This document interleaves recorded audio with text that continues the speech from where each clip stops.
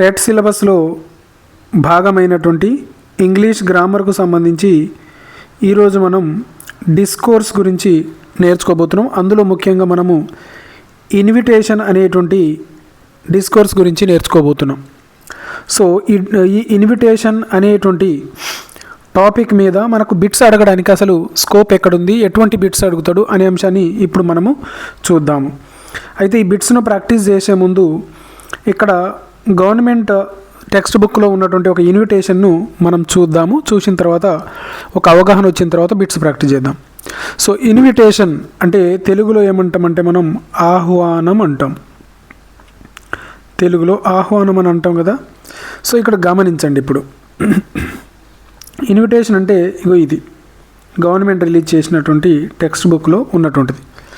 So దీన్ని మనం గమనిస్తే మొదటిది గమనించండి, మంచిగా డిజైన్స్ వేయబడి ఉన్నాయి.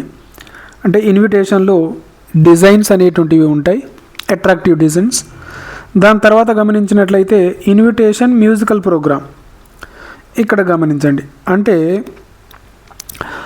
ఆ ఇన్విటేషన్ దేనికి సంబంధించింది అనే టైటిల్ ఉన్నది, తర్వాత డేట్ మరియు టైం ఉన్నది. ఓకే, అంటే ఎప్పుడు ప్రోగ్రామ్ జరుగుతుందనేది మెన్షన్ చేయబడింది. వెన్యూ అంటే ప్రోగ్రామ్ ఎక్కడ జరగబోతుంది అనేటువంటి తెలియజేసేటువంటిది. సో ప్రోగ్రామ్ ఎక్కడ జరుగుతుందో తెలియజేసేటువంటి వెన్యూ ఉంటుంది. తర్వాత ఎవరు గెస్ట్గా వస్తారో మెన్షన్ చేయాలి ఇన్విటేషన్లో. తర్వాత వెల్కమ్ అడ్రస్ ఉంటుంది, కల్చరల్ ప్రోగ్రామ్స్ ఉంటాయి, డ్యాన్స్, సాంగ్, ఓకే ఇటువంటి. నెక్స్ట్ కింద ఆల్ ఆర్ వెల్కమ్ అనేటువంటిది రాసి ఉంటుంది. అదేవిధంగా ఇన్వైట్ చేసేటువంటి వారు ఎవరు అనేటువంటిది మెన్షన్ చేసి ఉంటుంది.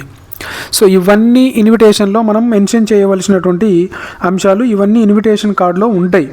ఓకే, మొదటిది డిజైన్గా చేయాలి, తర్వాత డేట్ అండ్ ప్లేస్ మెన్షన్ చేయాలి, తర్వాత ఎక్కడ జరుగుతుందో చెప్పాలి, గెస్ట్ ఎవరు వస్తున్నారో చెప్పాలి, వెల్కమ్ అడ్రస్ అంటే అక్కడ ప్రోగ్రామ్ ఎవరు ఆర్గనైజ్ చేస్తారనేటువంటిది ఉండాలి, తర్వాత అక్కడ జరిగేటువంటి కల్చరల్ ప్రోగ్రామ్స్ గురించి కూడా చెప్పాలి. అయితే ఈ ఇన్విటేషన్ అనేటువంటిది సందర్భాన్ని బట్టి మారుతూ ఉంటుంది, రైట్. అది బర్త్డే పార్టీకి సంబంధించిందా, స్కూల్ వెల్కమ్ పార్టీకి సంబంధించిందా, కాలేజీ ఫేర్వెల్ పార్టీకి సంబంధించిందా, ఆ సందర్భాన్ని బట్టి ఇన్విటేషన్లో కొన్ని మార్పులు ఉంటాయి. మనకు బిట్ అడిగేటువంటిది అసలు ఇన్విటేషన్లో మెయిన్గా ఉండాల్సిన అంశాలు ఏంటివి, దాన్ని ఎలా ప్రిపేర్ చేయాలనేటువంటిది. సో ఇక్కడ నేను ఆల్రెడీ ఒక 30 బిట్స్ను ప్రిపేర్ చేయడం జరిగింది. అవి ఒకసారి మీరు చూస్తే మీకు టోటల్గా దాని మీద ఒక అవగాహన అనేటువంటిది రావడానికి అవకాశం ఉంది. సో ఇప్పుడు మనం బిట్స్ అనేటువంటిది చూద్దాం. An invitation card, right? An invitation card is mode of dash communication, right? Invitation card అనేటువంటిది ఏ రకమైనటువంటి communication. Next informal, formal, personal, oral. ఇది అనేటువంటిది ఏంటిదంటే ఫార్మల్. ఇన్విటేషన్ కార్డ్స్ అనేటువంటివి మనం అఫీషియల్గా ఉపయోగిస్తాం కాబట్టి ఇది ఫార్మల్. ఇన్విటేషన్ కార్డ్ అనేటువంటిది formal mode of communication. Invitation card is a mode of formal communication. Okay, అఫీషియల్గా ఇన్వైట్ చేయడం. Next an invitation card used to invite, ఎవరిని ఇన్వైట్ చేయడానికి, guest, relatives, friends, all of the above. Invitation card ఎవరి కోసము అంటే all of the above. గెస్ట్లను invite చేయడానికి, రిలేటివ్స్ని ఇన్వైట్ చేయడానికి, ఫ్రెండ్స్ని ఇన్వైట్ చేయడానికి. సో వీరందరికీ మనము ఇన్విటేషన్ కార్డ్ అనే దాన్ని ఉపయోగిస్తాము, ఆహ్వాన పత్రికను. an invitation card invitation may be for a dash programme. ఏ ప్రోగ్రామ్ కోసం, formal programme, informal programme, formal or informal. Next school only. ఈ ఇన్విటేషన్ కార్డును మనం దేని కొరకు ఉపయోగిస్తాం, ఫార్మల్కు ఉపయోగిస్తాం, ఇన్ఫార్మల్కు ఉపయోగిస్తాం, రైట్. స్పెషల్గా స్కూల్ కోసం అనేటువంటిది ఉపయోగించాం కాబట్టి ఆప్షన్ సి అనేటువంటిది కరెక్ట్ ఆన్సర్ అవుతుంది. ఇన్విటేషన్ అనేటువంటిది ఫార్మల్ మరియు informal. Next the first point to remember while writing an invitation is, okay, invitation card రాస్తున్నాము అంటే, ప్రిపేర్ చేస్తున్నామంటే మొదట మనం గుర్తుంచుకోవాల్సింది ఏంటిది, suitable format, layout and design, signature, stamp, programme, paragraph writing. So ఇందులో మెయిన్గా మనం గుర్తుపెట్టుకోవాల్సింది ఏంటిది, సూటబుల్ ఫార్మేట్ ఉండాలి, పిచ్చి పిచ్చి కాకుండా సూటబుల్ ఫార్మేట్ అనేటువంటిది ఉండాలి, తర్వాత లేఅవుట్ అనేటువంటిది ఉండాలి, రైట్, అది కూడా డిజైన్గా ఉండాలి. సో ఆ విధంగా. సో ఆన్సర్ వచ్చేసి ఏ అనేటువంటిది కరెక్ట్ ఆన్సర్ అవుతుంది. Next, which detail should be mention in invitation. ఇన్విటేషన్లో ఉండాల్సిన డీటెయిల్స్ ఏమేమిటి అంటున్నాడు. Date, time, venue, all of the above. So date ఉండాలి, టైం ఉండాలి, వెన్యూ ఉండాలి. So all of the above. Next, sixth one, and invitation should be mention dash. ఇన్విటేషన్లో పక్కాగా మనం మెన్షన్ చేయవలసింది ఏంటిది, who is inviting, next weather, holiday list, uniform. So ఇందులో మనం పక్కాగా మెన్షన్ చేయాల్సింది ఏంటిది, హూ ఈజ్ ఇన్వైటింగ్, ఎవరు ఇన్వైట్ చేస్తున్నారు, రైట్ అనేటువంటిది. Next, suitable picture and dash should be used, right. Harsh words, suitable పిక్చర్స్తో పాటు ఇంకేం ఉపయోగించవచ్చు. హార్ష్ వర్డ్ అంటే కఠినమైన పదాలు, లాంగ్వేజ్ వేరేగా ఉండడమా, పొలైట్ ఎక్స్ప్రెషన్స్, స్లాంగ్, కమాండ్స్ ఉండాలనా, అందులో ఒక రకమైన స్లాంగ్ ఉండాలనా అంటే ఇవేమి కావు, అందులో పొలైట్ ఎక్స్ప్రెషన్ ఉండాలి. అంటే మా కార్యక్రమానికి దయచేసి రాగలరనో, మీ యొక్క రాక మమ్మల్ని ఎంతో సంతోషపరుస్తుందనో ఆ విధంగా మెన్షన్ చేస్తాం కదా. సో అవన్నీ మీరు మ్యారేజ్ ఇన్విటేషన్ చూడొచ్చు, బర్త్డే ఇన్విటేషన్స్, ఇవి ఈ మనం బిట్టు చేసేంతసేపు మీకు మైండ్లో ఉండవలసినవి, రైట్. ఇంకేదైనా అఫీషియల్ ప్రోగ్రామ్ ఇవి కూడా. The border of the invitation should B, invitation యొక్క బోర్డర్ ఎలా ఉండాలి, plain, beautiful design, empty, colourless. So ఇంతకుముందు ఆల్రెడీ చెప్పుకున్నాం కదా మనం, బ్యూటిఫుల్ డిజైన్స్ అనేటువంటివి అందులో ఉండాలి. అందుకే మన ఇంటికి వచ్చేటువంటి ఇన్విటేషన్ కార్డ్స్, మన ఇంటికి ఎక్కువగా వచ్చేటువంటి ఇన్విటేషన్ కార్డ్స్ వచ్చేసి మ్యారేజ్వి. సో ఎలా ఉంటాయి అవి, దేవుని బొమ్మలతోటి, లేదంటే వివిధ రకాలైనటువంటి ఫ్లవర్స్ తోటి, పెళ్లి కూతురు పెళ్లి కొడుకు ఫొటోస్ తోటి, మంచి బ్యూటిఫుల్ డిజైన్స్ తోట వస్తాయి కదా. సో బ్యూటిఫుల్ డిజైన్ అనేటువంటిది ఉండాలి. The event name is also called, the event నేమ్ను ఇంకొకటి ఏమనొచ్చు, ఈవెంట్ నేమ్కు ఇంకొక పదం, రైట్. ఇంకొక పదం ఏంటిదనేది చూద్దాము.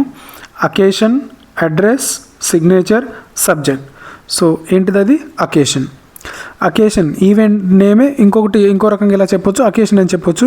అయితే అకేషన్ దగ్గర గుర్తుపెట్టుకోండి, OCCASION. అకేషన్ అనేటువంటిది స్పెల్లింగ్ చాలా ఇంపార్టెంట్. ఇందులో డబల్ సి ఉంటుంది, ఎస్ వచ్చేసి సింగిల్ ఉంటుంది, ఇది గుర్తుపెట్టుకోండి. Occasion spelling OCCASION, double C single S. Which is not an event detail. కింద ఇచ్చినటువంటి వాటిలో మన ఇన్విటేషన్లో ఉండకూడదు ఏంటిది, date, time, venue, marks. So ఇన్విటేషన్లో మార్క్స్ మనం మెన్షన్ చేస్తామా, చేయం. సో చేయకూడదు ఏంటిది, మార్క్స్ అనేటువంటిది.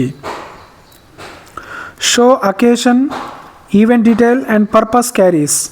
సో వాటికి కూడా మార్క్స్ ఉన్నాయి, రైట్. ఆ మార్క్స్ ఏంటిది, దేనికి ఎంత అనేటువంటిది కనుక చూసినట్లయితే ఇక్కడ ఒక్కొక్క మార్క్ ఉంటుంది. ఇన్విటేషన్ను ఎగ్జామ్లో మనకు 5 మార్కులకు అడుగుతున్నాడు. సో అందులో కూడా సపరేషన్ ఉంటుంది ఎగ్జామ్లో, రైట్, దేనికి ఎంత మార్కులు వేయాలనేటువంటి. So showing occasion, event details, purpose carries, వాటికి మనం కేటాయించాల్సిన మార్కులు 1 మార్కు, రైట్. ఒక్కొక్క పార్టుకు ఒక్కొక్క మార్క్ ఉంటుంది. The proper format and layout design. Proper format అంటే ఈ విధంగా, లేఅవుట్ డిజైన్ కూడా 1 మార్కు ఉంటుంది. పిల్లగాడు ఈ విధంగా రాసి ఈ విధంగా డిజైన్ ఇచ్చి లోపల ఇన్విటేషన్ అని రాసిన మనం ఎగ్జామ్లో 1 మార్కు కేటాయించవలసి ఉంటుంది, రైట్. కాబట్టి దానికి ఎన్ని మార్కులు అంటే ఒక మార్క్ గుర్తుపెట్టుకోండి. 1 మార్క్ ఉంటుంది, ప్రతి పార్టుకు 1 మార్క్ ఉంటుంది. Next, brevity of language means. Brevity of language అంటే అర్థం ఏంటిది అంటే long writing, short and clear writing, difficult writing, repeated writing. So brevity అంటే షార్ట్ అండ్ క్లియర్ రైటింగ్.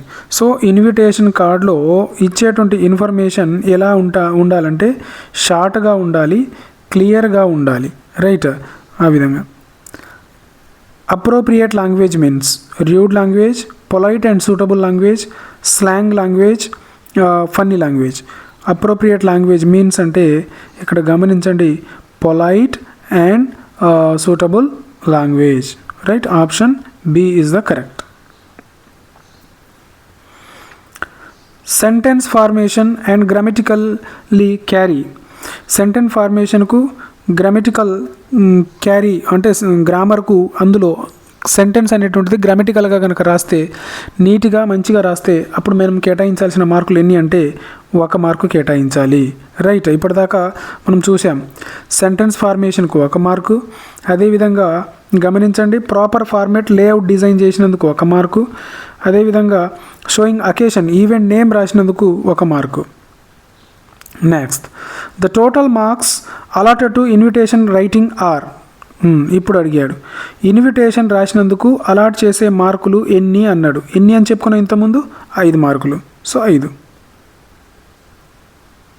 ఇది చూడండి, 5 criterias, each one 5 marks. The language used in an invitation should be polite ఉండాలా, harsh ఉండాలా, humorous ఉండాలా, angry ఉండాలా. అందులో ఉండాల్సిన language పొలైట్గా ఉండాలి. Next, and invitation is mainly a form of. Invitation అనేటువంటిది మెయిన్గా ఏ ఫామ్ అది? Communication, calculation, drawing, story writing. So invitation అనేటువంటిది కమ్యూనికేటివ్ ఫామ్ అది. సో ఇవి ఈ ఇన్విటేషన్ అనేటువంటి డిస్కోర్స్కు సంబంధించి టెట్ ఎగ్జామ్కు సంబంధించినటువంటి బిట్స్. ఇంకా మా ఛానల్ను సబ్స్క్రైబ్ చేసుకోకపోతే తప్పకుండా సబ్స్క్రైబ్ చేసుకోగలరు, మీ ఫ్రెండ్స్ తోటి షేర్ చేయగలరు, వీడియోను లైక్ చేయగలరు. ఇప్పటిదాకా ఏమేం క్లాసులు అయినాయంటే టెట్ గవర్నమెంట్ రిలీజ్ చేసినటువంటి టెస్ట్ సిలబస్కు సంబంధించిన టాపిక్స్ ఏవైతే ఉన్నాయో అన్ని టాపిక్స్ మీద ఈజీగా మీరు గ్రామర్ రూల్స్ తోటి సంబంధం లేకుండా బిట్స్కు ఆన్సర్ చేసే విధంగా లాజిక్స్ కలవు. ఇంకెవరైనా చూడకపోతే తప్పకుండా చూడగలరు. ఈ మిగిలిన బిట్స్ అన్నీ కూడా, ఇంకా చాలా బిట్స్ ఉన్నాయి, ఈ బిట్స్ అన్నీ కూడా మీకు కావాలి అనుకుంటే నాకు పీడిఎఫ్ లింక్ అని కామెంట్ చేయండి, లేదా పీడిఎఫ్ అని అయినా కామెంట్ చేయండి. మీకు నేను లింక్ ప్రొవైడ్ చేస్తాను. ఆ లింక్ ద్వారా మీరు వాట్సాప్ గ్రూప్లో జాయిన్ అయ్యి ఈ పీడిఎఫ్ను డౌన్లోడ్ చేసుకోవచ్చు.